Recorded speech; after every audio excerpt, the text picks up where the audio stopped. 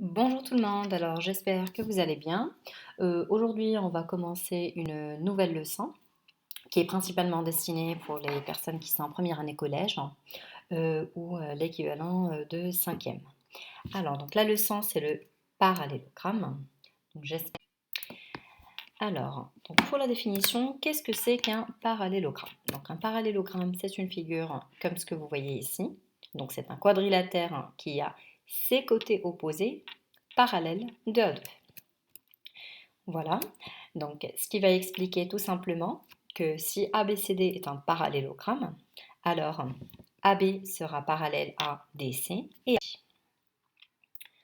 Voilà, donc maintenant pour ce qu'il en est des caractérisations du parallélogramme, donc principalement les diagonales et les angles.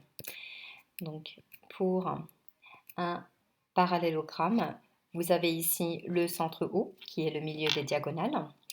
Et donc, on va tout simplement déduire que si ABCD est un parallélogramme, les diagonales vont se couper au milieu. Également, si c'est un quadrilatère dont les diagonales se coupent au milieu, alors c'est un parallélogramme, c'est tout simplement la propriété AD parallèle à BC. Ensuite, on passe maintenant concernant les côtés. Donc, si ABCD est un parallélogramme, alors les côtés opposés sont de même longueur.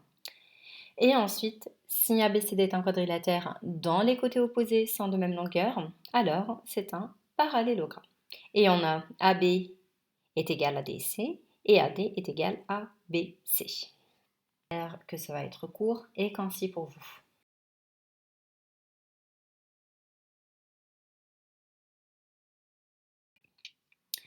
Voilà, donc maintenant concernant les angles, alors dans un parallélogramme, toujours les angles opposés forment toujours l'égalité. Donc, ils sont toujours égales.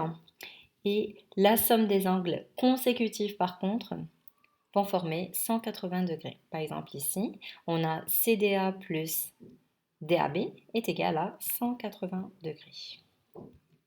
Voilà. Ensuite, si les angles opposés d'un quadrilatère sont de même mesure, on va dire cette fois que c'est un